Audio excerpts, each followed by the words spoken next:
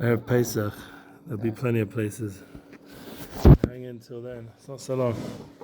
Can you believe it? We're already like Parshas Tetzaveh. Usually this is already Erev Purim. Seesaw. But this year, because of a leap year, we get extra chodesh. So a little bit more time to clean away the chametz, eat a bit more chametz. Right, eat more chametz, I think is the idea. Yeah, and here we're dealing with these Yiddish, Goyish demons. I don't know which. Yeah. We don't want to mix them up. We don't want to make shidduchim with them, you know? Definitely not. They come in different ways. One's more derech. You don't want to intermarry your demons. Heta, one's derech Issa. Right. Yeah. Al Devar B'Talim. This is where we're holding now. Right. Sorry I was a few minutes late. I blame it on, I don't know. Who do I want to blame it on? Maybe the long walk. There's a song called Blame It on the Alcohol. Blame it on the boogie. So, Tanya now turns to another... Al Devar B'Talim B'Heta. That's an innocent idle chatter, yeah? Ki gon am haaretz she'eino yochel limod or lelamed, excuse me. Either way, he can't learn, he can't teach. He doesn't know. He's am haaretz, like, yeah. So this guy, if he would just have put a bit more effort in getting up on time and learning Torah on time, yeah, unlike me, he would be a big Tam Chochem. Yeah. You need to understand why Am Haaretz translates to uneducated person. He says here, different old school translation. Oh yes, it's the same here. Innocent idle chatter. That's the same thing. So that makes sense, but Am Haaretz. Ignoramus. That's like even more. Amaratz. He has this whole thing with Eddie Stefanski about this. This Daf Yomi. Yeah. What, Am Haaretz? Yeah. I suppose it's a person. So it's just like people of the, people of the nation land. of the land. Yeah. Are we talking about specific people who work meaning on the land? they still, for example, it says in the Mishnah, it says like Amorites would be a high madrega on some level, because whenever it came to Shabbos, like I think in Masechtas Peah, they would say the emes. So it was only during the week that they were like shakronim when it came to work and stuff and measuring stuff. Bring them Shabbos, they would only say the emes. So we're saying they just meaning they were on a madrega that they were tuned to how the land worked and how Shabbos was, but when it comes to like business dealings. Yeah, they didn't know, but this is what they did. They were just totally immersed in artsius, in the physicalness. Got it. So instead of being able to, only Shabbos did they get out of it, but during the week they were completely immersed. So even Amorites would be like, I don't want to compare it to anyone nowadays, but they'd be the guys who work like in Wall Street all week, and they have no learning, no davening, no nothing. I don't know if there's such people, I'm just making it up, but yeah. I'm just imagining a guy, and they're completely immersed in their business and all their meetings and all their cocktail parties and everything else, because they have to go ahead in that regard. Right. And then suddenly Shabbos comes and they actually turn up to shul, and they learn a little bit of Chumash, and they talk a little bit of Torah at the table, and they tell their kids they need to learn more when the whole week just worked. Yeah, that kind of thing. So, I don't know if you compare it to that kind of guy, but the problem is with that kind of guy, he never has time in his mind and his heart for Torah, so then he doesn't even listen to Torah on the way to work. He listens to news, he listens to the latest podcast, PBD. Joe Rogan. No, yeah, Patrick Ben David, he listens to him and his Hevra talking about Trump and laughing in the car, but he's not like, he could have used that half an hour to listen to a nice Torah anytime, Daf Yomi, or however long he was on the train. He could have used that time to and he didn't. So that's where there's Bechira. Hashem gives us Bechira. Right. And he didn't use it to become to at least somewhat learned. And here he's just basically all the time with Devar B'Talim. Beheta. Like that's a good guy. That's a guy because remember, he's not doing any Averis. Right. You have to picture this Amaritz. Like this guy who's into the artsiest, a guy and a guy in Eretz Yisrael is working the land, and he's all getting ready for Shemitah. Because he knows it's going to be 2 years of no produce in a normal way, so he's working like crazy to make sure he gets enough, and then he has at least the emunah to know to leave the land and listen to the rabbis. So this kind of guy, like he's still on a level. He's not doing Averis. He's not taking fruits from Shemitah and eating them and selling them, and he can eat them, but he's not selling them. He's not working the land on Shemitah. Right. Yeah. So he's holding this guy, but he's just not holding in Torah. Right. So then that's what's going to happen. Unfortunately, on a spiritual level, there's still enough. I mean, We have a chiyuv of Talmud Torah. There's no way around it. Yeah. As much as people say the Chassidim they don't learn, I don't know if you ever heard that. I've heard that. But it's nonsense, because you see from the Tanya, once you break down how the neshama works, Torah is a huge part of it working. It's the muzzle of the soul. We learned that already. So this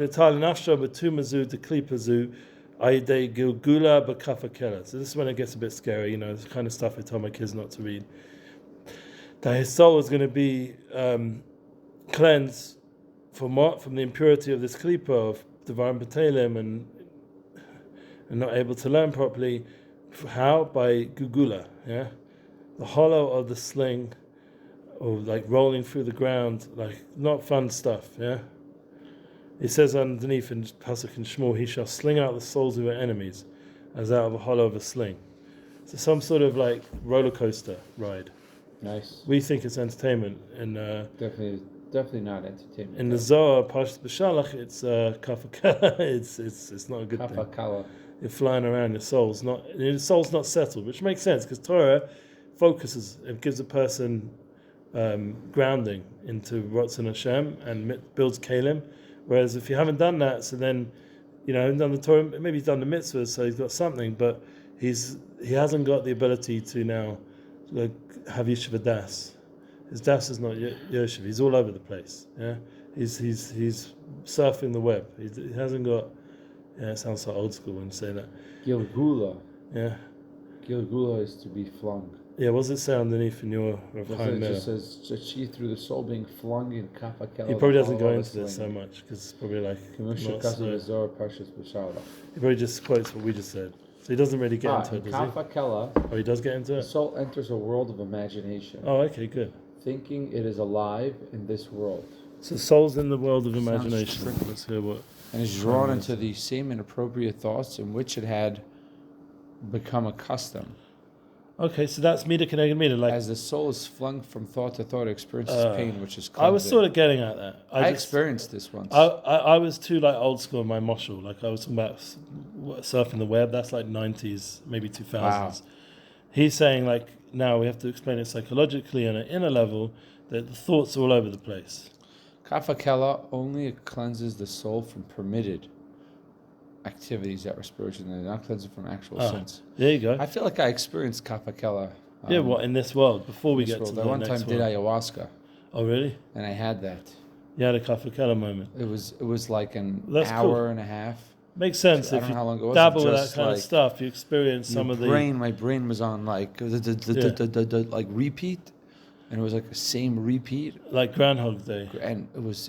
I was kept waking up the same moment. I was in so much pain. I kept vomiting. Oh no, that sounds really good. It was very. Detoxifying. I can't wait till they start making it normal. Everyone starts doing. I don't recommend vomiting it to and freaking out. It was the klipas. I was kafakeloing all my klipas. Yeah. So this is the problem that with this kind of like alternative ways of doing things. We're not in control of what it's opening up. Yeah. And as you can see from learning Tanya, there's all kinds of spiritual stuff going on. There's these demons. You don't want to start talking to these demons. Like Rogan's thing is he always sees these clowns like laughing at him and swearing at him. Like, because probably demons all surrounding. These medicines or this stuff, like it takes you to the worlds of demons and that's what I reckon. It's very not. It's not like all pure. Imaginative. You're probably seeing real stuff that you just most of the time don't see. Yeah. It's just removing the veil of all the lower spiritual worlds. Also experience. But the problem is it's all the lower stuff. It's all the low level spirituality. So people think, wow, I actually experienced some spirituality, but it's the kind of spirituality you don't want to get stuck in because it's not helping you. Right. It's very low level spirituality. I mean, I don't know for sure, but I do know. I experienced some very intense. When I did a lot of weed back in the day, and I did purple haze, and started, using more stuff from Amsterdam, which has a lot of hallucinogenics in the weed. Like they don't just give you pure weed; they put all kinds of interesting other Sachen in it. So rat poison. No, hopefully not that, but there was definitely like with the hash as well. I used to mummish trip. Yeah. So I used to make hash brownie. That tripped me out big time. So that kind of stuff, and that I made the food. Someone else made it because I'm not really such a cook. But anyway, so I was tripping in all those times. And I do remember like experiencing light and surrounding light the aura and having moments of clarity about how fake the secular world was. Like I was watching an episode of Friends when I was tripping one time from the weed, and it just looked so fake. I was like, I can't believe I waste my time on this garbage. Yeah. And I literally stopped watching TV for like years. Yeah. Another example, like I saw like jazz musicians singing like on like an old school, like Dizzy Gillespie or something like that, and it was like old school or Louis Armstrong, and I suddenly saw like how racist like that whole like industry was, like using these guys to like entertain these rich white guys, you know, like the whole thing was just raw off. It was just something felt not right. Yeah. And like it was just so much. What it allowed me to perceive was how false this world is. It didn't help me get to the world of MS. Right. I had to go learn Torah to do that. But so the only thing I would say, it's like a sumeirah. It's like, you know, you could use it for sumeirah to get rid of the bad, but it's not going to make you asay tov. No. Asay tov, you have to go do mitzvahs, literally. Right. It's a very good idea. And learn Torah. I think that would clarify what it does. And people are like, get really inspired by this kind of stuff. But in my opinion, it's just a very low level like way of connecting. It's like being on a diet your whole life. Yeah. The idea, not like diet is technically just the way you eat, but if you're on like a cleansing diet your whole life. Yeah, but it's always shortcuts, you know, that's the problem. It's a shortcut. It's people taking the diet medication out, chemical stuff. I see people getting skinny around me who were not skinny. Right. And I know that I don't see them running up and down the hill. That's a big Indian, yeah. I don't see them go, you know, I don't see them in their jogging pants, but I do know they're taking something. So it's working whatever they're doing, but it just makes me nervous. Because anything that's a shortcut, there's no such thing. I always learned from Arabeim, there's no such thing as a shortcut. There's nothing. You got to do the hard work. You got to be David Goggins style and slay your bitch. You know, you have to slay the klippos. In a diva, you got to slay. There's no other way around. You got to fight. Like I was this morning. I said to my wife, "Can you give me a lift up the hill?" Because it was like getting close. She's like, "No way, Jose." She didn't say that, but it was a good rhyme. So I said, "Okay." So I just started. I'm gonna whip this beast up the hill, and I pushed my nefesh behemoth up the hill and down. Still was late, but at least I made it. Yeah, didn't start like phoning up, crying, "Good, pick me up." But with regards to forbidden speech, such as scoffing and slander, shehen sholish klipas tumas legamri, which being prohibited stem from the three completely unclean klipa. Yeah, so that's the forbidden speech. This is devorim asurim. So that's another slav, a level of Yerida, of much more serious, because now you're falling into the Gimel Klippos of Timaeus. Yeah, remember the way we learned the Gimel Klippos of Timaeus is G, K, Hey. Yeah, or H, excuse me, I forget my English. So those three letters is Gimel, yeah, Kuf, Gimel, Kuf, Hey, or Tuf, Tet, whatever. The point is that Misholish Gimel Klippos of Timaeus. That's what we're dealing with. We're trying to get rid of these three low levels, that these forbidden speech and scoffing. Yeah, that's another thing where you have to be careful with the whole humor business. Yeah. Like, it's important to laugh at life a little bit. You said that the other day, and I agree with you. I think it's one of the only ways it's a coping mechanism. Yeah. And also, Azim Alischog Pino, eventually we'll laugh. And Tisrak the Yomachron, we will laugh back when we look at the hilariousness of like the whole drama of politics, say with Trump and Biden. Like it's like Achish Veirish, it's some sort of Purim Shpur. Yeah, makes no sense. It's so bizarre. Life is a Purim. The whole America is like just like some sort of entertainment industry, like everything, even the politics. It's just a joke. But the point is that if you get too caught up in that flow of all these Badchanim and everything, then the problem is you start to get into Latsonis, which brings you into a place of wow. Isn't that Min Hashamayim? I just got asked to teach not just the boys of Bnei Akiva. Sorry, I'm interrupting, but it's important. I've been asked to teach the girls as well. The Benot Akiva. And that's a big deal, because that means they're all together in one class, and I got to manage like 40 people or something. Do you yell? You yell at them? No, I would scream at them. It gets fun because my course is about intimacy, and the girls always say we want to come. But there's a woman teacher. She's like a young lady. Like we spoke a few times about what's going on with teaching them, helping them with some of their late teenage challenges at that age. And so the girls always say they want to come to the men one, they're just interested in it. And I have done 1 or 2 classes for the group, for the girls as well, but I always did it not about intimacy. Right. But today I prepared for intimacy. Right. So now I've got to figure out how to round it off that the girls can be included. But it's actually very appropriate because it's the last session with the whole school. So I'm very happy to do this. It'll be fine. Amazing, thank you. So I'll let you know when she sends me the final one. So, it's not definite. We'll find out. Okay, but I'm able to do it. Nice. So, Bez Hashem, Hashem Shemikach.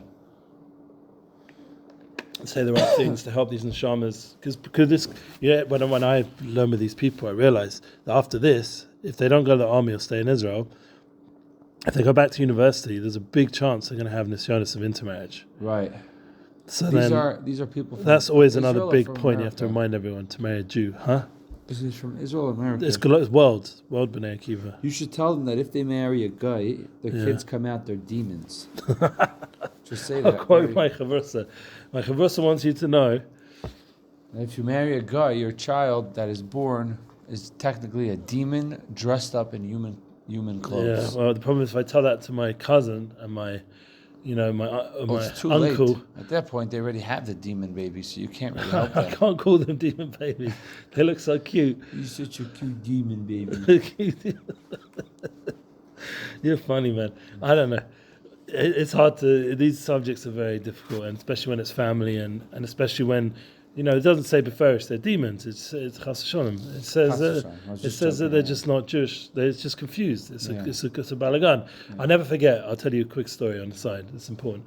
I have a non-Jewish cousin. Yeah, she, her mother married Reform, so the daughter grew up thinking she was Jewish. Her whole life she thought she was Jewish.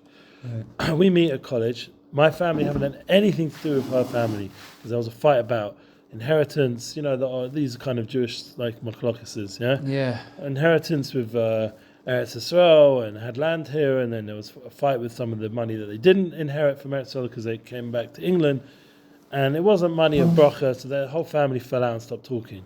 Right. A whole bunch of sisters who were very close stopped talking. My grandma and her sisters.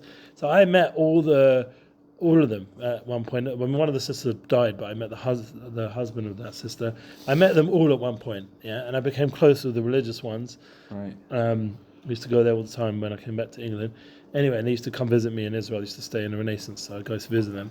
So I got close to all the family because I'm not like that. I don't believe with that. Once I found out who they were, so I met one of the cousins in college. I didn't know at first she was my cousin, but she was doing the music courses with me, and we became close. And it was complicated, and she started fancying me. She wanted to and I was like cousin, maybe second cousin, maybe it's an option. But I'd gone off women at that point, not because I'd become gay or anything. I just was losing that sort of drive to just get with women. I wanted more to life than just one off. Right. So I told my thing is it has to be the one, right? One love, real one love, not Bob Marley one love where it's with 10 other women. Talking about one love, the real one love. Yeah, so she was I don't know if you're that one, but she tried. She came to university. She even flew to Israel, and it came out eventually that her mother was Reform converted. So I said, look, I'm sorry to say, not only are you're my cousin, which is a bit weird, and one time I think she sort of kissed me in a forest in Hampstead or somewhere in the night, and I felt like I was kissing it felt weird, right? And I just maybe because it was family, I don't know. Anyway, and she got very insecure because I sort of backed off. But I was like, look, I'm not being rude to you at all, but I'm on a journey to find my soul. And I went to Shiva by this point, and I was learning, and I was like, the only way is you'd have to convert. And honestly, I'm a Kohen, so even if you convert, I can never hook up, yeah? Right. Because a Kohen doesn't marry a convert. So she's like, wait, so I convert, you're still not interested? I said, yeah. I said, but why do I have to convert? I said, I was trying to explain it's not real. So, in the end of the story, she did get connected to a bunch of Rebbetzins, and she came to Israel. She had a whole experience. In the end, last message she sent me was, "I'm a happy non-Jew. I married this guy, and I was having kids, and I'll just be a happy non-Jew." But I said, "That's great, no problem." Sheva mitzvah b'nei Noach gesundheit. I mean, it's a bit sad that Jews lost out on her as part of her people, but it was a complicated story, but. Why am I saying this whole thing is that it's very easy to take place if you just I didn't have the knowledge. I was at Amorites, worse than Amorites. I was less than Amorites. Amorites are married Jew, yeah? We keep Shabbos. I didn't even know what Shabbos was, really. I didn't know what Talmud was. I didn't even know what the Talmud was. Forget about not learning it, yeah? Yeah. Like, you have to be real according to the levels of where I'm just they're so lost in their ideas of what Yiddishkeit and what Torah. So when they intermarry, it's like, what are they losing? They don't even know. They don't even know. So like, and then there's people like the Reform people who intermarry, who allow the intermarriage, and they don't convert the Torah. So then they're making people stumble. Well, like their conversion is not really so kosher. Yeah, so then the mother thought she was Jewish, and so did the daughter. But it really wasn't, because it wasn't done lefi the Torah, like with proper based in and the whole thing. And the mikveh and everything the way it should be. Yeah. So it's just a shame that there's this whole reality. And I've met people who've converted Reform, Conservative, and Orthodox. They had to do all three, because it was like a journey. They were like, no, I want the all real thing. So they end up by the Conservative, and then the Conservative, and then by the Orthodox. I want the real thing. What's going on here? You cheat. I give you the real. I want the real deal. Right. Wow. Ein kafakela. Yeah, levado. Moyo litala avir timosaman nefesh. The hollow of this thing does not afflict, to cleanse, and remove the impurity of the soul. Wow. Rak srika liyared lekehenem. Yikes. So that's where there's a more serious level. Once you've got involved with the Gemara Tameis, like marrying a non-Jew or whatever, once you've involved yourself with that, the only thing that's going to sort that out is Gehenim. And so you see now this sort of lack of Yeshiva Das flying around and all these like crazy thoughts and going crazy in your mind, that kafakela kind of experience, the roller coaster kind of thing, is no way near what Gehenim's about. Right. Here it says Gehenim is purgatory. Yeah. Because purgatory is purification. That's what it means. Right. It's a purification of a pagam that you did in this world, either eating something not kosher or doing something not kosher. Right. And we have to accept part of life is just wearing a lace top shaitel. Yeah, no, it's literally just trying to purify yourself. Yeah. Right. By the way, I did create the Klipa Killer Instagram. Follow us, like us, subscribe. So yeah, everyone, let me just make sure I got the right account. Klipa, Klipah, Killer. I'll put the link in the description, whoever wants to join it. I'm actually going to be the first follower now for my main account. We've got one post. It's a picture of my son dressed up in Adar, with using some Arab garb, like the what's it called? The shihab, what do they call it? The thing covering the face. Shish kebab. And he's wearing some black dress or something. He got in trouble for this, but it's a funny picture, so I thought I'd use it anyway. And you can listen to these classes there as well, as we discuss how to kill these clippers. I even did a post and I got music on it. Like, nice. That sounds like a Klipa Killer music. It's named Hassel. Wow. Subliminal. They're like these real tough Israelis, grew up Tel Aviv. Wow. But then like totally not Tel Aviv. They're ready to go and make war. On the Eight Sahara, these guys, they're tough guys. Oh really? Those kind of guys. Spiritual? Yeah, these guys. In the videos, it's wearing tefillin and talis, going nuts. They're my kind of guys. Showed me that, and I was like, this guy's Jewish? Yeah, he's Jewish. Because he's covered in tattoos. Yeah, he's totally Jewish. Tel Aviv. He's Tel Avivi. But they're tough. They're they're on our side, man. These guys love us. I know. They love the army. They literally are paying these. They're very quite wealthy, successful musicians. I know them well. One of them is called Kobe. His real name's Kobe and Shimoni. And I talked to him, and he tells me they're literally using their money right now to pay off all the Miluim who don't have money for the rent because the government aren't giving them enough. They're using their own money, and they're going all the time to do free performances on the bases and to give chizuk to our soldiers. They're really they're collecting equipment all the time. They have what to do with just on chesed because they get all the time getting equipment to give to the soldiers. They're totally into supporting our people out of soft. So and they're not messing around. They're not these kind of guys you could go up to them and cuddle them and let's go make peace with the Arabs. They're not messing around. They're not making peace. No, they understand very clear what this war's about. My son loved it when I showed him the new song they put out. Whole of a thing does not suffice to cleanse and remove the impurity of the soul. Rak srichadered Hell. That's the non-Jewish way of saying it. Yeah. So to one is able to engage the Tanya story of Torah, and he occupies himself still with idle chatter. He gets caught up with Instagram and Klippa Killer instead of learning Tanya. Yeah. So there's the hollow of this thing alone cannot effectively scour and cleanse the soul. So this is when you get a bit scary.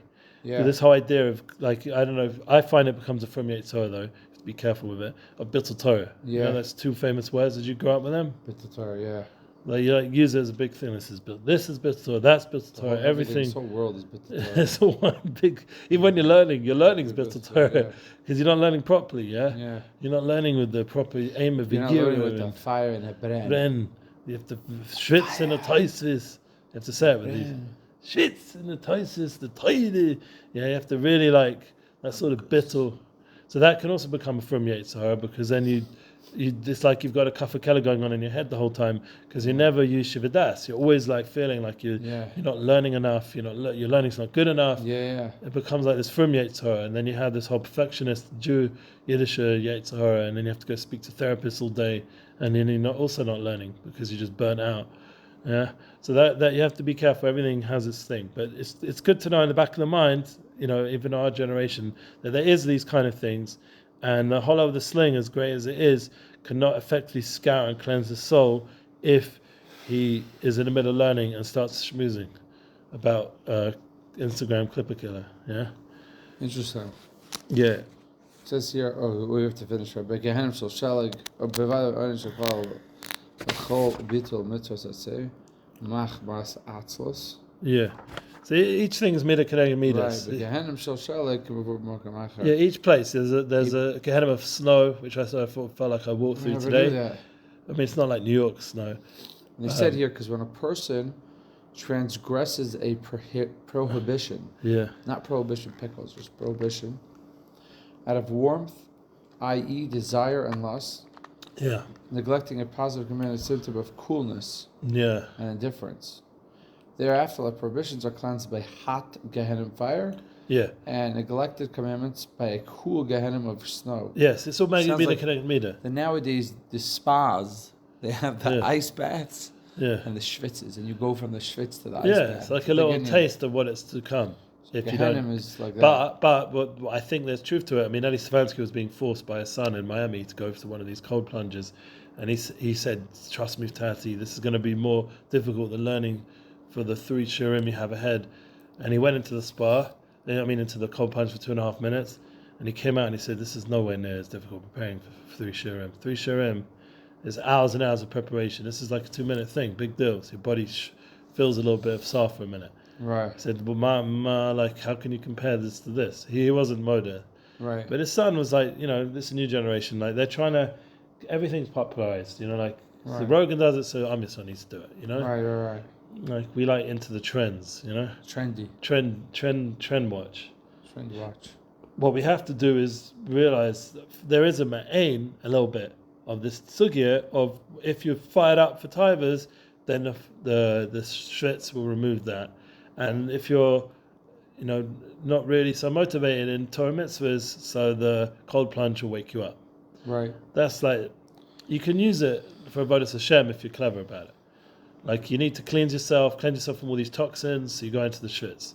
You need to wake up a little bit and get more into your Avodas Hashem, cold plunge. Like a cold mikveh, the Ari or something. Yeah? Right. Or you go to one of these My son said he goes to like Shiloh. He goes down there where the Arabs are, by the Koisel, the other side. And he goes down to this mikveh there, like Kohen Gadol used to use it. Wait, by Shiloh? It's called mikveh Shiloh, I think.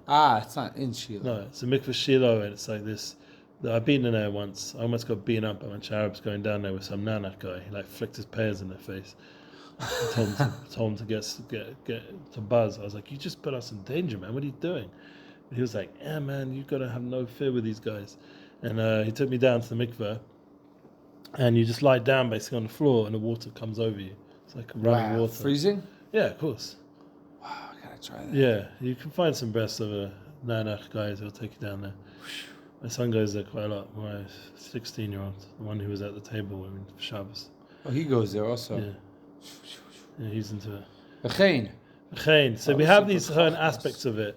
like in the cold and the way that we can understand, the cold mikveh, the Shvitz, but it's still obviously nothing like the intensity that would be in the Olama Emes, After 120, it's going to be the most intense experience because it's got to cleanse it legamre. It's not like, nice, cold plunge. This is like Alaska or Antarctica style, or worse, like the most intense. Freezing.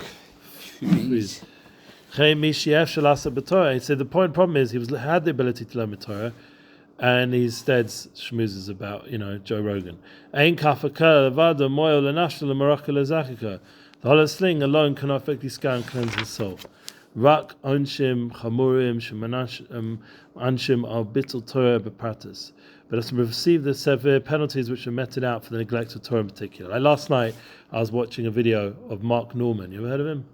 So he's a good friend of Rogan. So I'm doing it now. I'm going to, Hashem forgive me, I'm doing Bittul Torah right now. But it was just an interesting point because the Jewish podcast right now, this one called Mislabeled, they brought him on and they were asking him about what he thinks of Joe Rogan. And by the end of it, they're talking about what's the difference between a goy and a yid. The goyim like to have their, they bond more together in a naked male way. Yeah? Right. And yidden are more like, careful with that kind of stuff. Maybe because we have halacha with sneers or whatever. Yeah. We don't whip out our, etc. So it was pretty like, low talk. And the religious somewhat guy in the middle, I think he had a bit more of a Yiddish hinach. Maybe the other guy also did, but both of them, one of them was more into it, but the other one was like, I don't know what you're talking about. So, we don't, thank God, we have ability, if we're in Yiddishkeit enough, as my Rebbe used to say, Sumaya, Rosh, Barosh. What does it say, Barosh? To fill in Barosh. You have to get it into your head. The point is, Yiddishkeit has to become part of how you think, and how you speak, and how you act. It's not just, and the thinking one is the hardest. Victor Miller said, there's a lot of Jews who act like Jews, meaning they dress up with the whole shtick, with the hat and everything. There's a lot of Jews who speak like Jews, They know the Sprach, the Yiddish Sprach, they know how to charade. But to think like a Yid, there's miyat haim. There are not many of them. To actually think like a Yid, to have the true machshavas of the Shem Kutcher Baruch Hu and all these ruchnius intentions that we're learning about in Tanya, this is another level. So that's why it's very important we have to learn these concepts, because the only way to cleanse our minds and our hearts and our souls and our time and our use of time to bring it back to Torah, Talmud Torah, not just Bittul Torah, Chas Shalom. Rak onshim chamorim shemanshim Bittul Torah bepratis. So what my point was with these podcasts, they're a little bit Bittul Torah. Do we really need to know about, what everyone else is up to? Right. I remember once someone said to a guy, he said, but we need to teach Torah to the non-Jews. He said, why? He said, or Goyim. He said, wait a minute, do you know Kol Torah already? You're holding? No. So then you've got a lot of work to do first. Then you can go. That's the last step. Yeah, we first, the Bavitcher Rebbe can go teach Sheva Mitzvah B'nai Noah, because he was holding.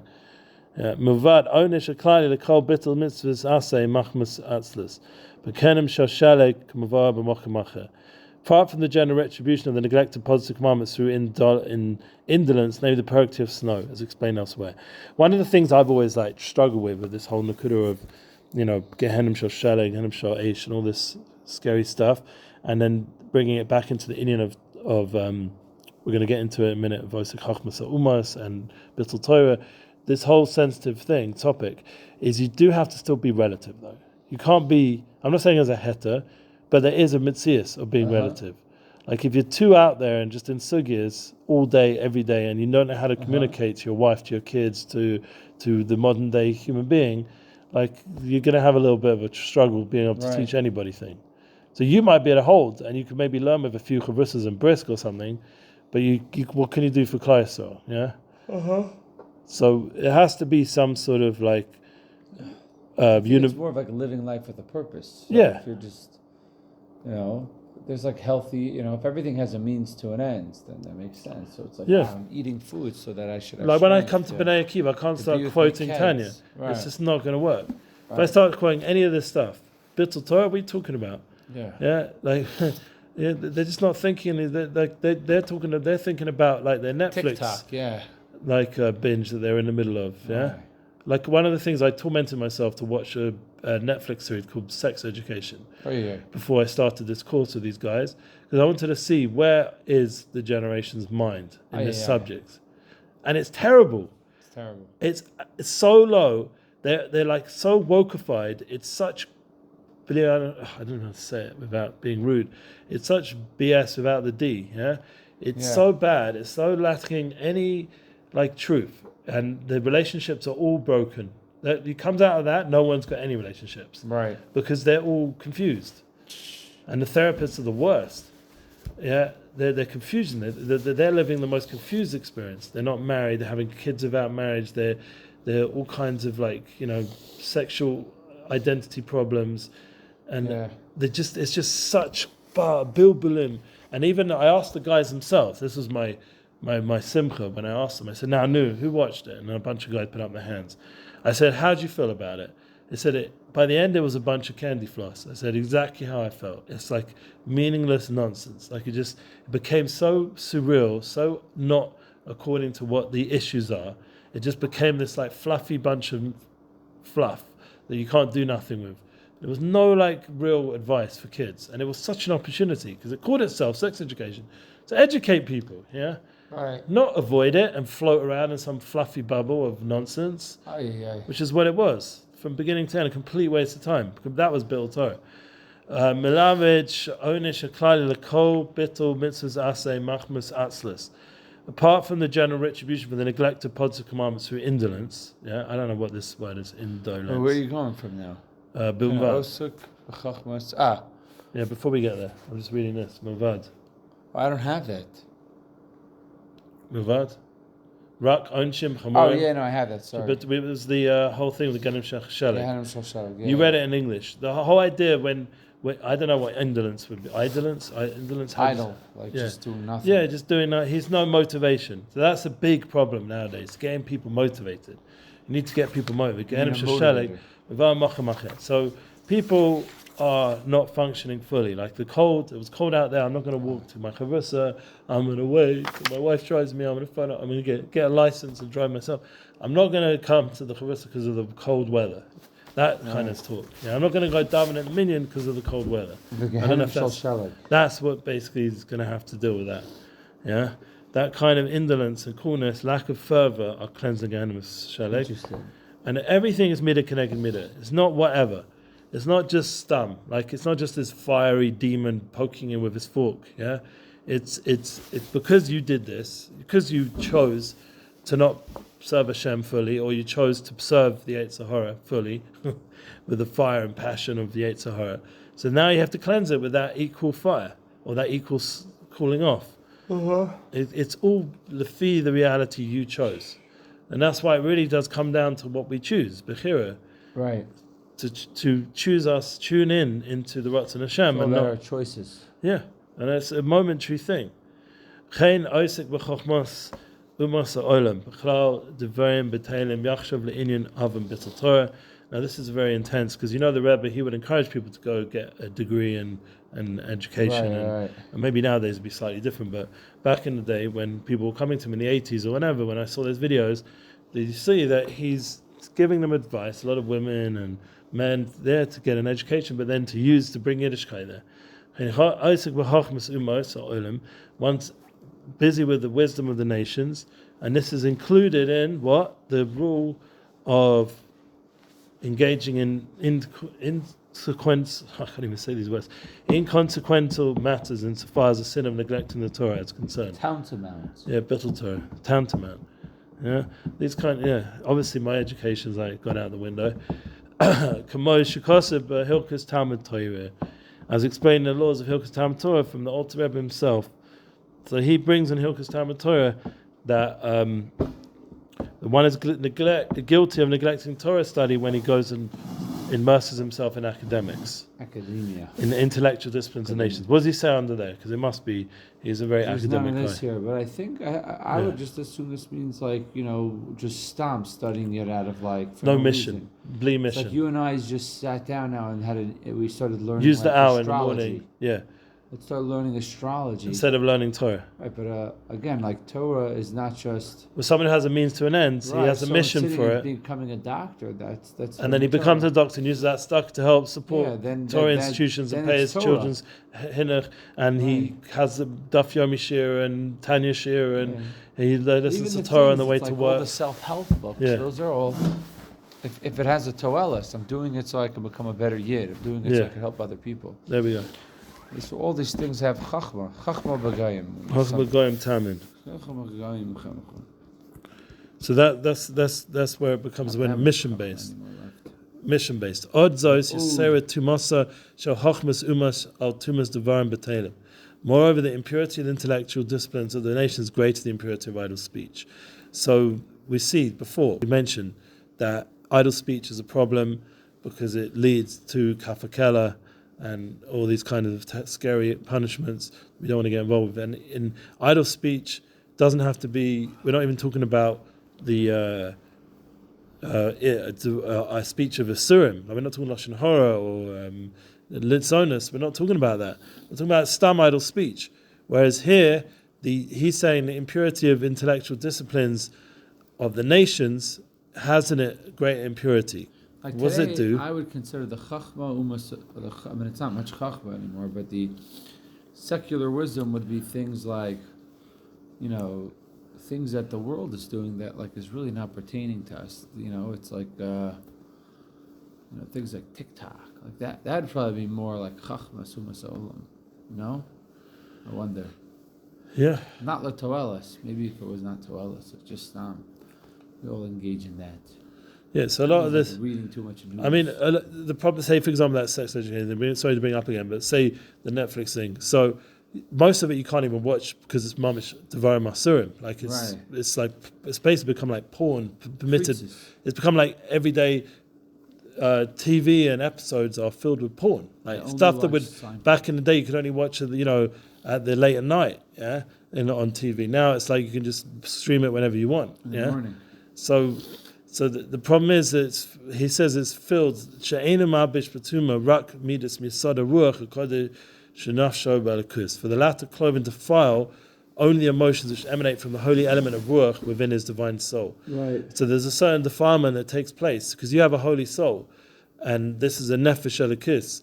And the problem is all these emotions from these chochmas umas ha'olam have a tumah, and not only are they devarim b'teilim, but they're worse because there's something tumadik about some of the emotions generated. Like you read a book about, like 50 Shades of Grey, God forbid, that's like pure tumah because it's all znus. It's all just endless dagas and dagas of znus. Not that I read it, but I'm just saying. Yeah, literally. Yeah, it's literally the nun shari tumah. Might as well be that.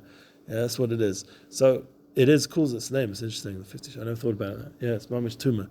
Shebatumas klipas noga b'devarim b'teilim habos misada ruach v'ra shvizo nashta behemius k'dleil. By tainting them in the impurity of klipas noga contained in the idle speech, which is derived from the element of ruach of this klipa in his animal soul as mentioned above. Right. Fire, air, water, and earth. These 4 elements we mentioned already. Remember? Air. That's what we call ruach is letzonas. Airhead.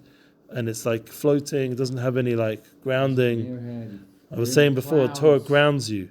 Yeah, all this stuff, you're just flying around. Like heads in the sky. Or even just when you go on these you go into your feeds, they call it. Feed, it's not feeding you at all, it's just empty. These feeds are these social media apps, they're just empty, you're just flying along, watching everyone else live. It looks like everyone's living such a great life. I always have to comfort myself when I see everyone like in Aruba or wherever they're going, and I say to myself, like, I'm doing what's in Hashem, and I'm nivdil. I'm different. I'm separate. I have this hivdi lanim in a time. Hashem separated me from this time. Yeah, and you have to remind yourself that you're not part of this whole like trends. You don't need to trend. Now, when I was doing work on social media, I want to find the trends because I want to get some haslacha out there. Unfortunately, I wish I wasn't on those apps, but unfortunately I am. So then I have to try find some haslacha. But really, it's real hatzlacha would be just to be mamen and Hashem. Like I have friends who literally have no connections to any of this stuff, and they have hatzlacha. They have a kosher business, whatever it is, and they don't have to be online. And they, specifically, like Shmuel Diamond, when he emails me about his Tanya and stuff, and we talk back and forth because he's the one who wrote the summary of Tanya. He writes on his email, underneath every email, his signature is, this is not from a dumb phone, a smartphone. This is not from one of these things. This is he just sits on his computer. That's it. It's the only connection he has to the internet. It's true. He's a cat. He has none of that phone stuff, and he manages to run a very good business.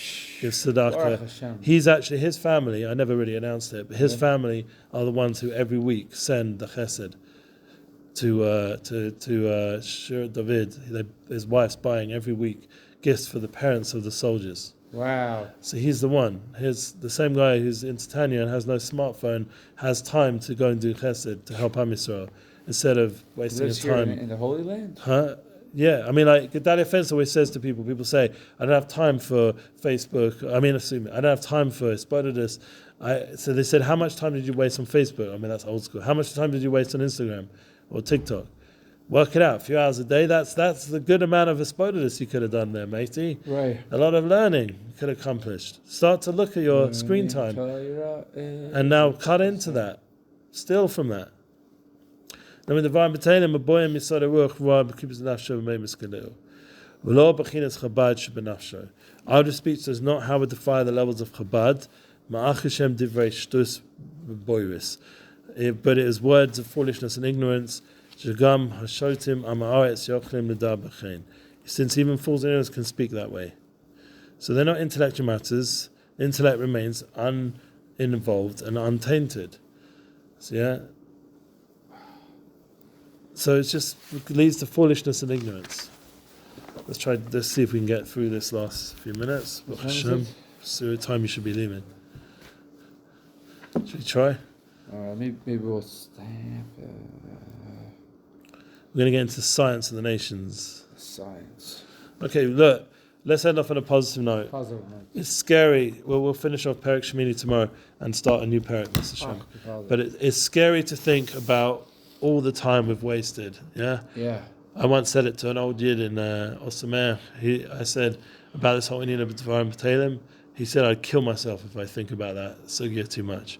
So he was into therapy, helping the Bochum not like bug out too much, and he was very close to Morgenstern. This guy, this old yid. So he said a good point. I didn't understand it, but the point was this old yid said. Is saying that you can't get too stuck in the sugya. Right. Because, we have to work on it. We have to work on our Talmud Torah and being more of a masmid and learning more and not wasting our time and not getting caught up in this whole internet thing and time-wasting experience with the phones and stuff.